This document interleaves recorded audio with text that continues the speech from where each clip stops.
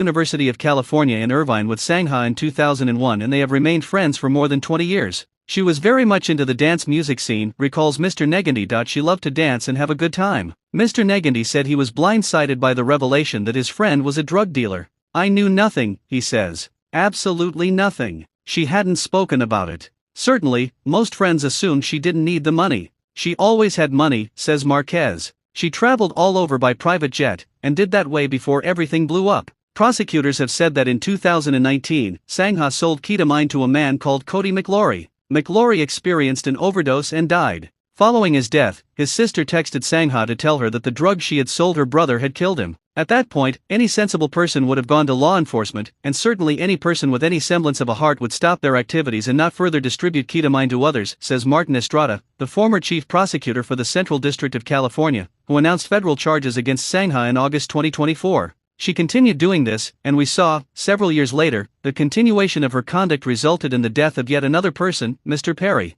Another friend from a different circle who used to go to clubs with Sangha in the 2010s recalls being similarly surprised by the news. He told the BBC he had known Sangha since high school, and socialized extensively with her at the same time as Marquez. The friend did not want to be named, so he could talk candidly about the woman he knew who was now being accused of being a drug lord. We were always at parties, like every night. For many, many years, he says. She never offered me anything. He recalls that Sangha took her uncle Paul Singh with her almost everywhere she went. It's not really drug lord behavior, he says. And it wasn't like she just let him tag along. He was always dressed fashionable. Paul Singh appears in event photos with Sangha, and was present in court to hear her plead guilty on September 3. At some point in the 2020s, Sangha attended rehab, according to Marquez. In court filings last month, her lawyer Mark Garagos claimed she had been sober for 17 months. In her last conversation with Mr. Negandy, they spoke about the future. We were both into our 40s, and you tend to self-evaluate when we get to that age. And, you start thinking, what is it that we want to do now that we've hit this age, he says.